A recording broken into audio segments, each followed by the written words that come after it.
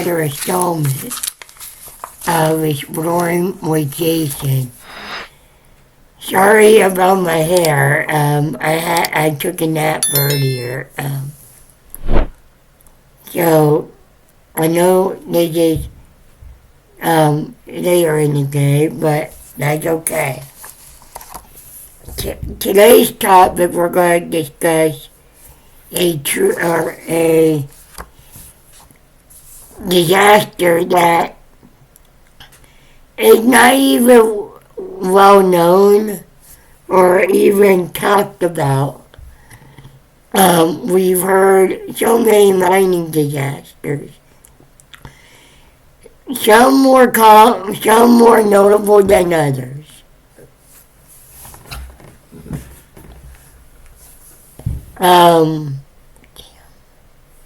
But anyway, this one happened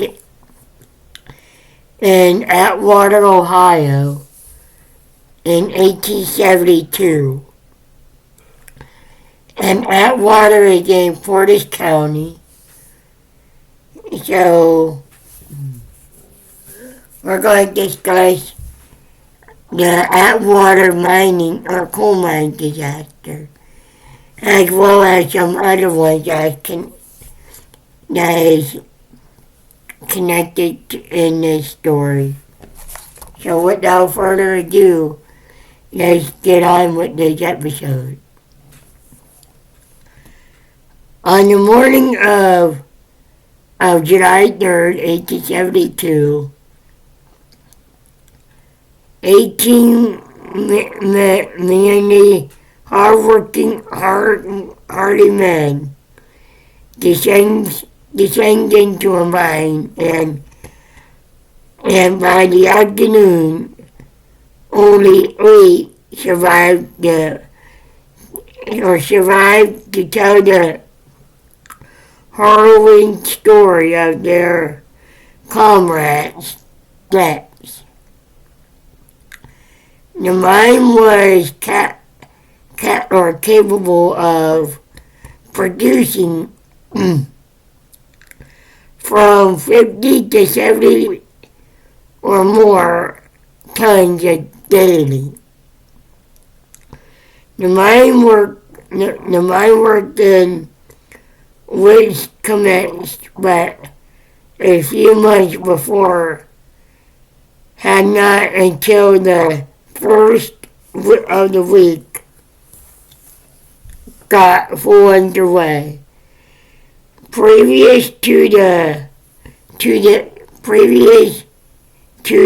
there had been only had been 10 tons of coal mine daily. Previous to that, in early morning of July 3rd, 1872, 16 men filed to work in the Atwater mine,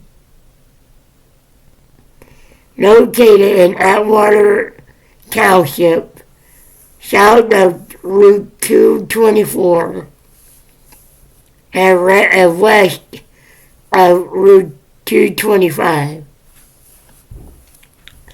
The mine was a good mine,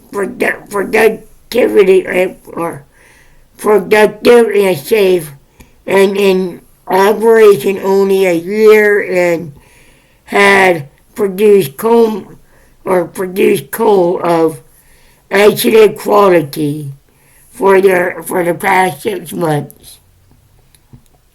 The underground area were securely shored. Heavy timbers framed the long entry sloping to more than 40 feet underground and beyond. In addition, a ventilation furnace stood at the end of the slope to exhaust any accumulation of grease due to an air shaft which was 50 feet directly above. Shortly after noon, the furnace exploded, spewing flames on the dry wooden supports. The fire swept swiftly to the timbers of the slope. On the surface, young George Horford, who was 9 years old, saw the billows of the smoke boiling from the mouth of the mine. Heedless of danger, he sped down the slope to alert the men. Past tongues of flames lapping on either side, he sprang into smoky gas-choked areas. Shortly after, 7 miners, their faces were protected by blood clots, stumbling from the entrance of the mine. They were scorched and almost suffocated.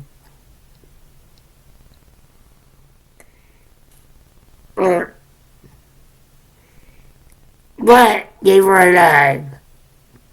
All day the fire raged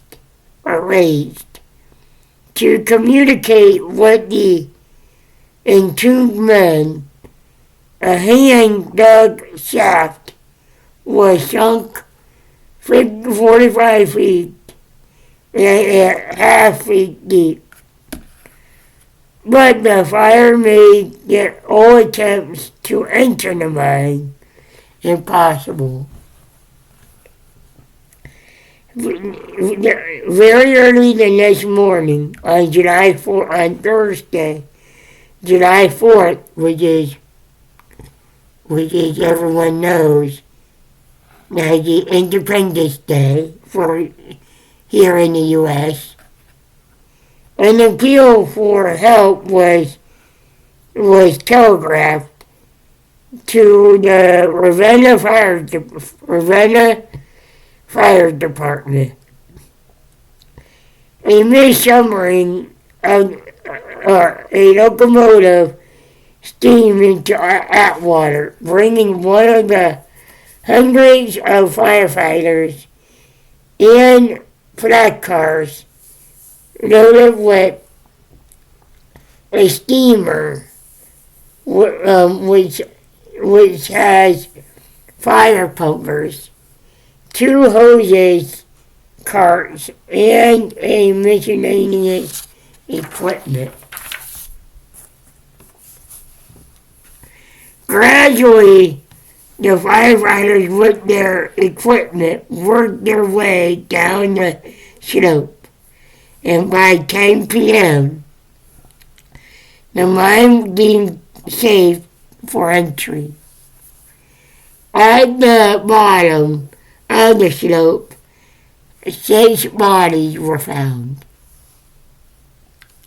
Among them was the body of the little George Horford. Until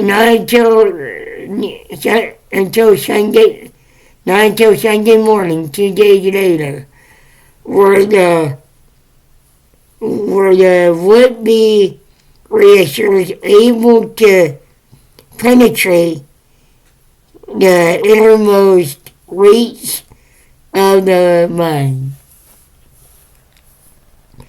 There they recovered the body of at least three or of the last, or they recovered the bodies of the last three victims of the tragic fire.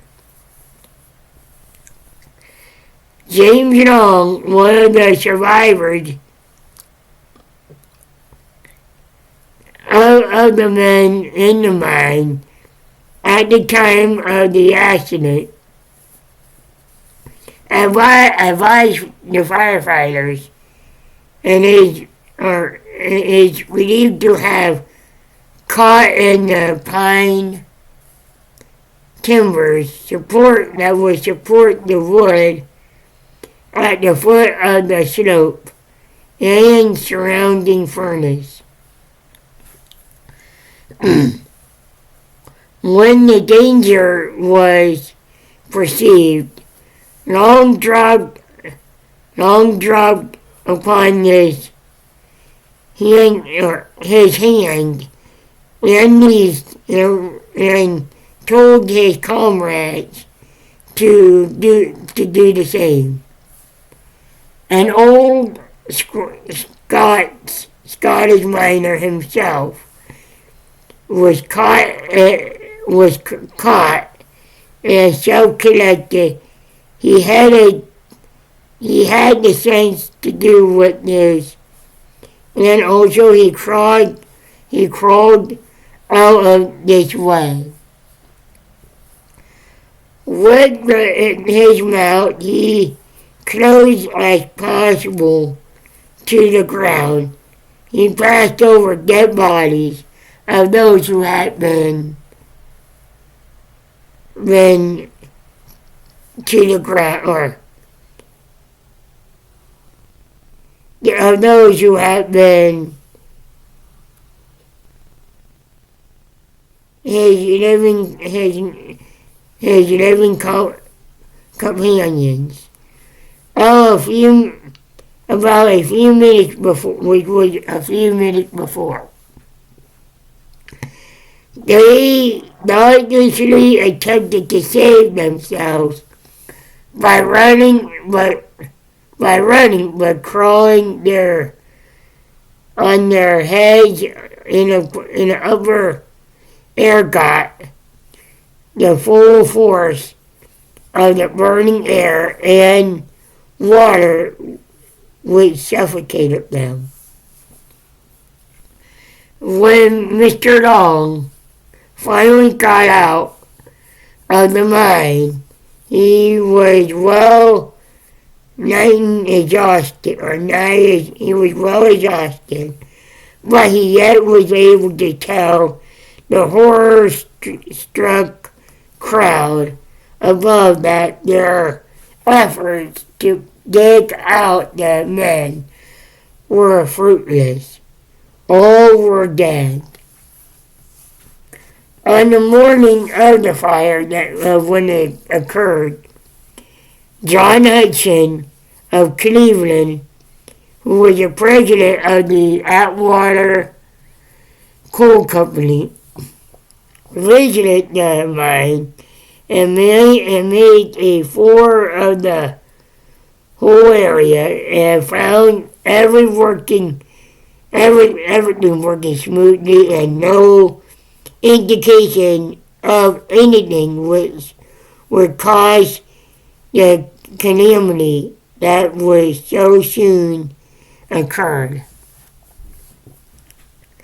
At 2 o'clock Wednesday afternoon, 18 men working on the mine, Mr. Roberts, had just overheard Mr. Strong to put 2 shovels full of coal upon the furnace fire, and the command had been obeyed when Strong discovered the existence of the fire by the smell of burning wood.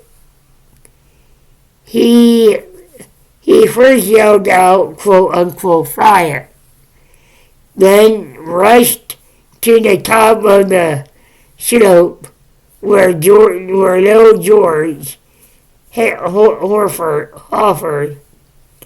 a lad who was 9 years old and who was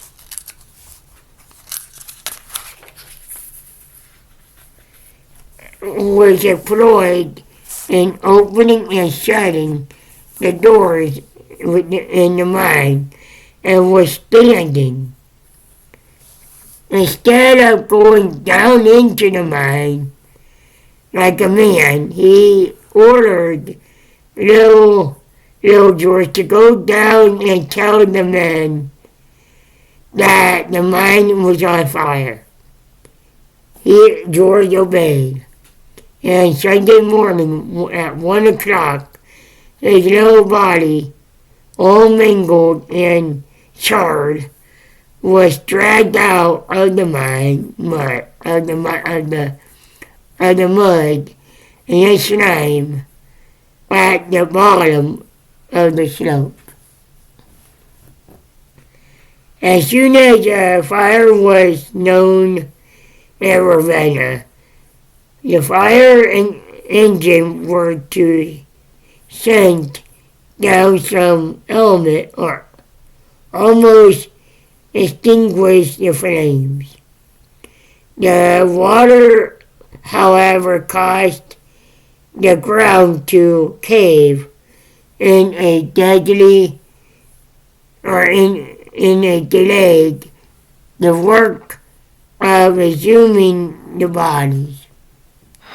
The body of George Hofford was found by two men who crept through the hole just large enough for a man to pass through and dragged the body from the water and mud. Even at this time, they discovered some fire still burning at the bottom of the slope. The idea was conceived of the main way partitioned off from the slope and made the air light by sawdust, dirt, and debris, and which could be used for twofold purposes: that furnishing and the entrance and exit for the workmen at the same time an air course for the transmission of the foul air from the entrance below. To facilitate this transmission of the foul air, a furnace was placed near the top of the air course, and everything satisfied that the company's inspection until they had reached a depth where it would no longer work effectively.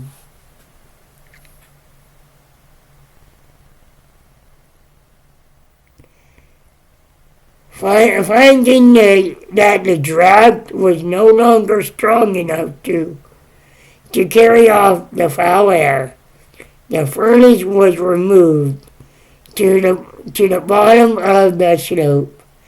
A quantity of sheet iron was placed about the walls and ceilings of the level to guard against the fire. Two doors were built at the east end and west entries, and by shutting one of the other sufficiently powerful draft was obtained to enable the men to work in either entry. To further decrease the risk of woodwork about the furnace was kept saturated with water from the pump, which stood by and which was operated by the engine and worked in the works above. The most plausible theory is that by the furnace and the mine combined, gases were generated which ignited the fire in the furnace. It could not have been, or it could not have resulted from the fire damp, as its existence has never been discovered in the mine.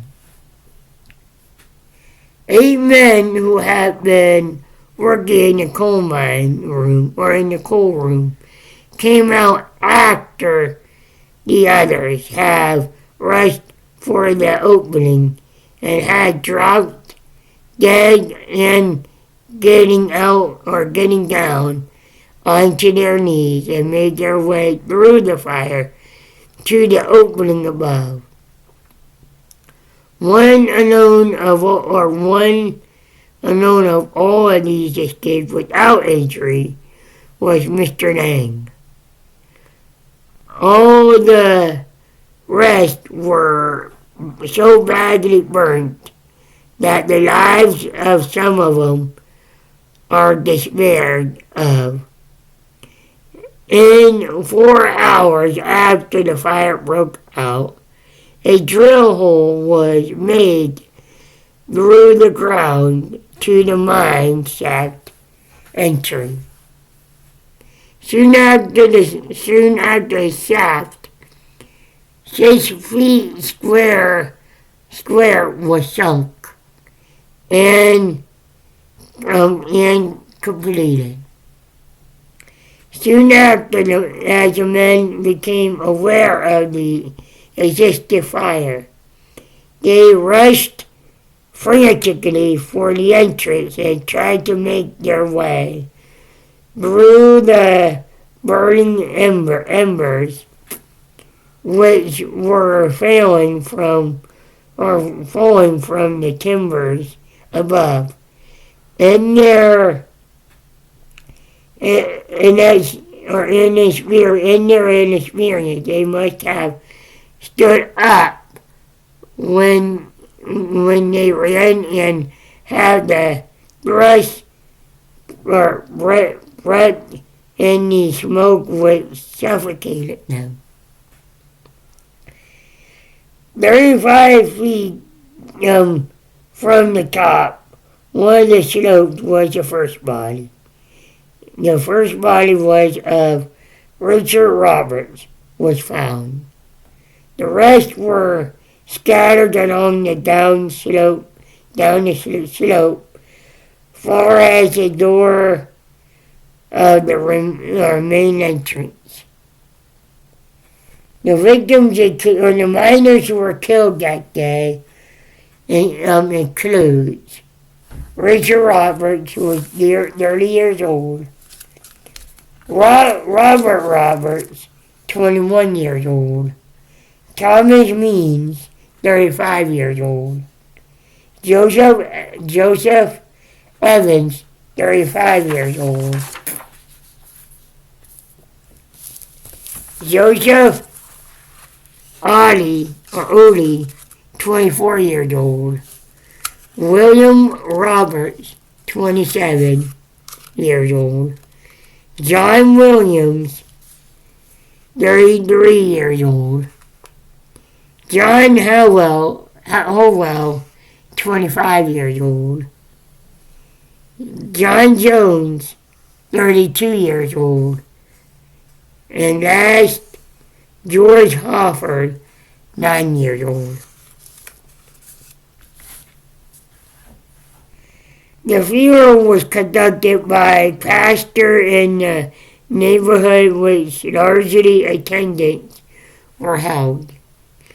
The sad calamity that and tearful remembrance of the departed friends touched the hearts of all at the occasion was made one of the deep and solemn thoughts.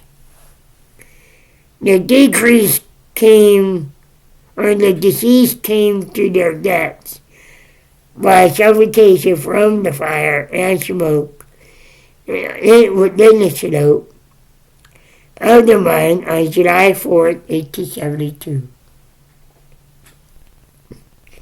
Here they have been, or here have been numerous mining companies because of a large area underlying with coal. Bedford Coal Beds, which is Pottsville coal mine, is exposed in a strip mine working between Atwater and Deerfield. In the area of the mine, the coal ranges from 3 to 5 feet thickness. One of the earlier ones was called the Atwater Coal Company. But it closed down when the explosive killed 9 men on July 3rd, 1872. There was also a Wolfer mine on the Spire's land on the northwest corner of the crossroads, 2.5 miles east of the center. The coal mine was located along the railroad tracks at the station south of Route 224. This was closed due to a fire, but no other information are available. The Peterson brothers started mining on the northwest corner of Route 224 and 225, which was behind Kay's Corners, which moved across the road southeast. Then the mine coal east on the north side of Route 24, which is Carver's Farm. Then at the time, Roy Case bought the large page walking shovel and a ship to Atwater on the railroad. It was assembled by the tracks and walked across the field to Peterson Coal Company. A strip mine from Route 2025 west to Porter Road and east of Virginia Road. Also, the coal was strip mined east of 225, or known as Jones Landfill. One of the coal mines in Atwater was a shaft on a single property. Now, Carl's which is north side of 224.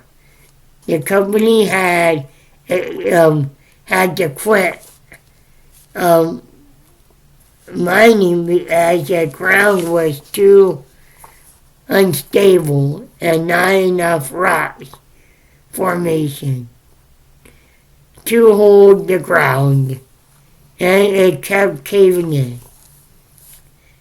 There was another shaft mine on the Carl Lynn property, or Lynn's property, on Porter Road, which was number 4, coal, and the vein was not deep. And it was a big fire in the mine, and 10 men died and were buried in Atwater Cemetery. There was a small railroad spur that ran from the mine across the field to the siding near Linsville, and also was advised that on Ralph Frank's land that they dug trenches to drilling machine drills under the ground to retrieve coal out when finished.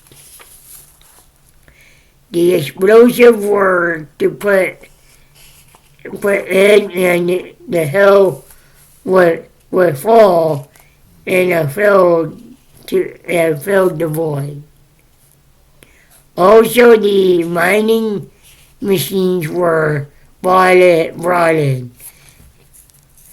They were in the hills, which of these controlled by radio, would grind the coal and put on carts and then back out. This was experimental. The Hiana Coal Company was formed in the 1900s as Wheeling and Lake Erie Company. In 1931, the name was changed to Hiana Coal Company. And in 1946, it became the division of Pittsburgh Consolidated Coal Company, which was located in Jewett, Ohio. The pipeline was constructed in 1956. The 10-inch and 108 mile long pipeline linked to Hannah Coal Company, Georgetown,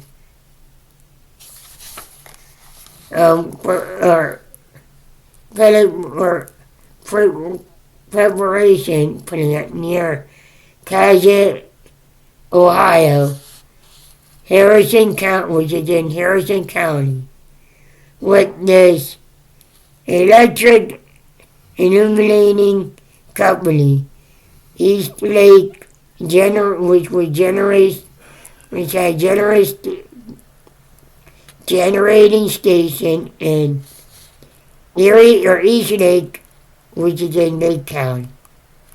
These pipelines spelled about 6 million tons of coal from 1957 to 1963. The coal slurry plant at Hannah Coal Company crushed coal and was mixed with water within the tank and pumped it to Cleveland, Ohio. A pumping station was built on industry coal across from Waterloo High School. The pumping operation ceased because of changing water from the Ohio River to Great Lakes and could not return in the water. Also, the government subsidized the railroad and they could hold the coal cheaper. Those were commonly used to pull miners or mine cars in coal mines, well, primarily in Muskegon, Ohio, and which is also Muskegon County, Ohio. During the 19th and early 20th century, the three dogs would be bit or hitched to the tandem at the coal mine property. A boy miner would be in charge of a lead hauling mule in a little room in a big bag shed. 40 boys would pick their lives away. The floor of the room would be one of the insulated or inclined plan and was streamed of coal pour constantly in a form some unseen place above across and crosses the room and pour out giant or pull out again into the unseen place below. Rough board seats would stretch across the room, 5 or 6 rows of them, and very low and very dirty. And on these were boys where the boys were sit, and separated the slate from the coal as it runs down an inclined plane. They worked here in this little black hole all day, every day, trying to keep the coal in the summer, trying to keep warm in the winter, picking away among the black coal, bending over until the little spines are curved, never saying a word all day long. The coal makes such a racket that they cannot hear anything from them or from their ears. Not the rest boys in this room, 50 to 20 or 15 to 20 cans read or can read or write. They have no games. They know nothing except the difference between coal and slate.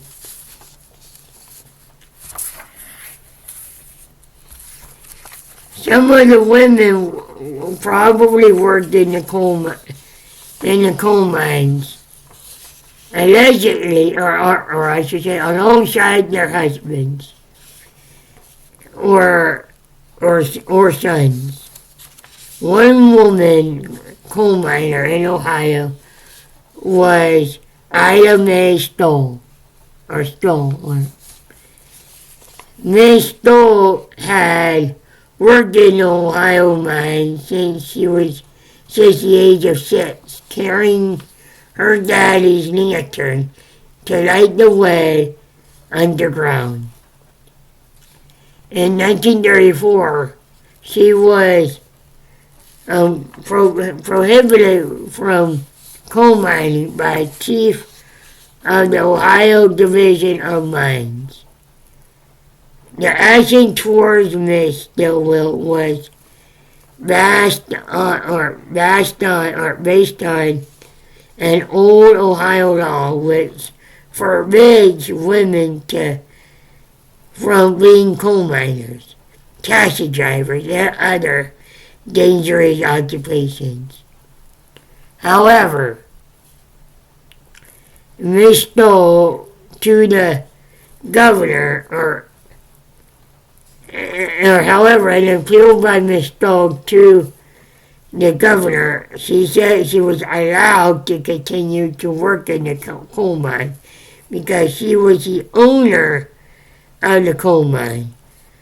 But by law, but the law was changed, and to read women, the owner of the coal mine. But the law was changed,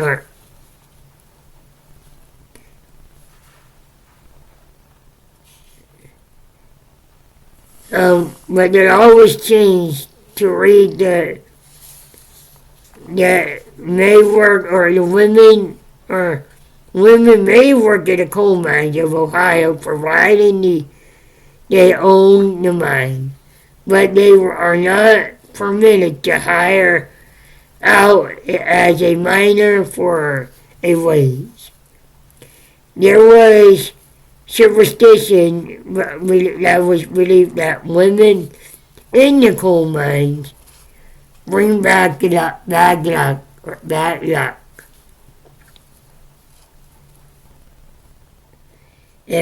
the fact that the prior to the explosion in Willow Grove, number 10 mine in the 1940s, the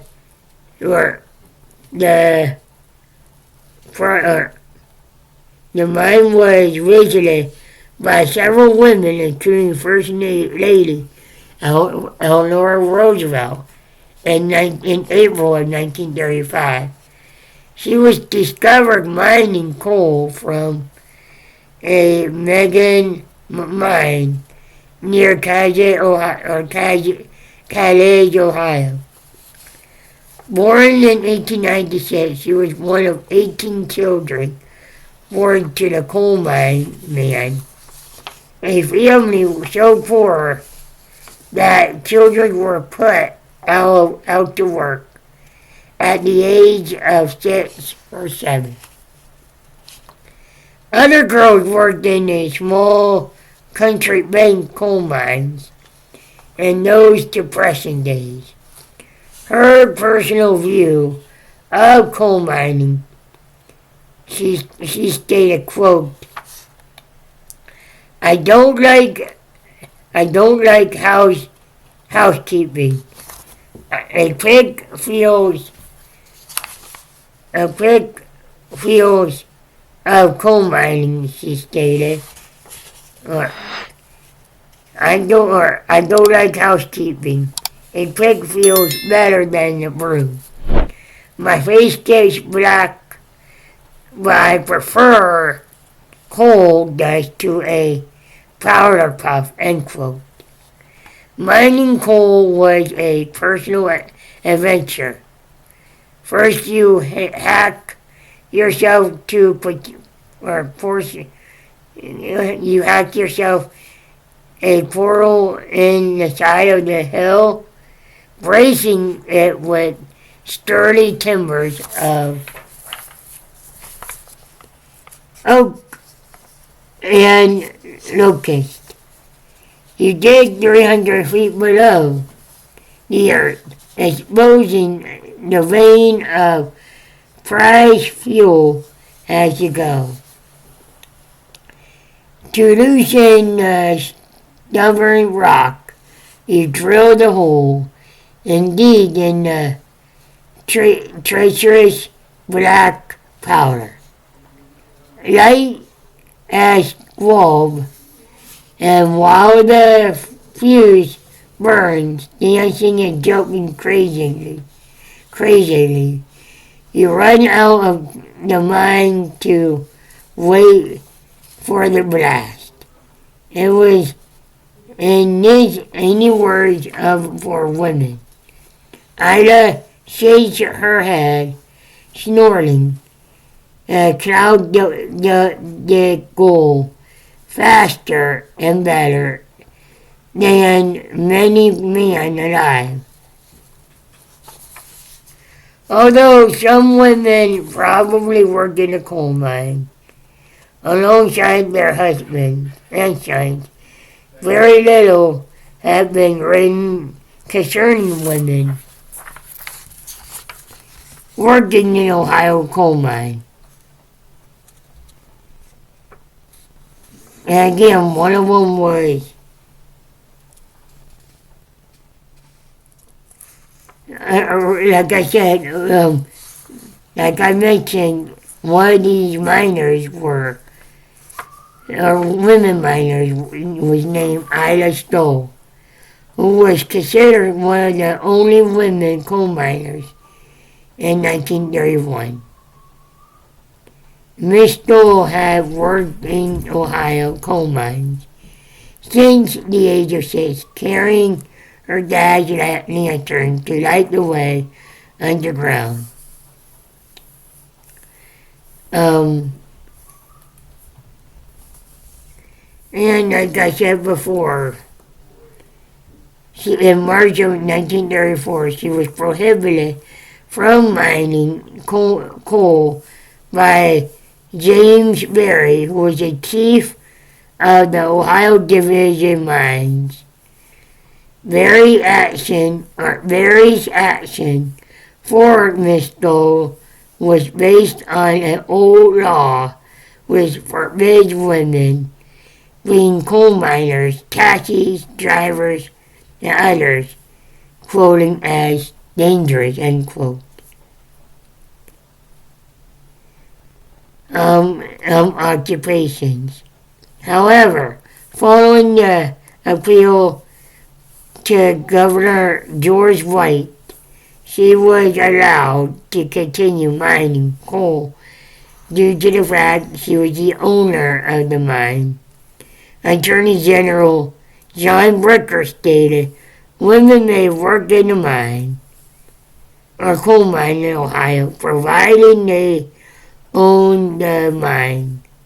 However, they were not permitted as quote unquote hired out as the miners for a Hannah Coal, according to Hannah Coal News in 1935, there were absence of women coal miners is probably because of a superstition that believed women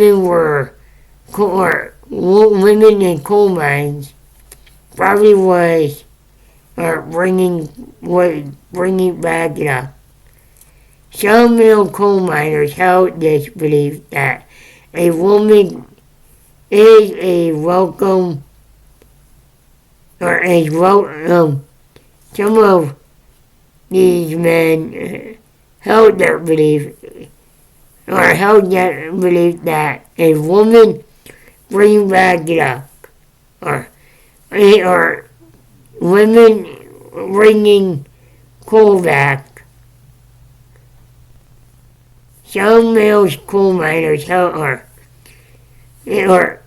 women. A woman is as welcome in the coal mines as a Republican were he in the South Carolina, or a bad cause of its to a man, straight jacket mania, or Hannah Coal Mine News, a fact that was posted in April of 1846.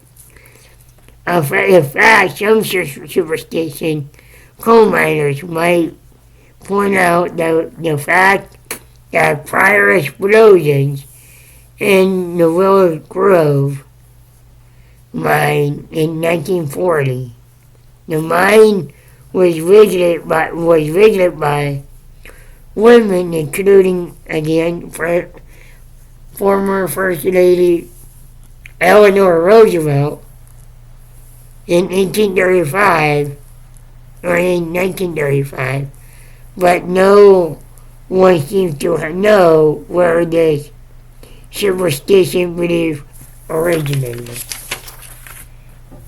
So there you have it. So what do you think of this story of the Atwater coal company or mine disaster? It is it is lesser known. Like I said, there's other mine disaster that is more known and more told. This one is lesser known, is oftentimes forgotten about. So, what do you think of this story? I hope you like what you're seeing. If you like what you see, share, like, subscribe, and turn your notification on, and I look forward to seeing you on the next adventure.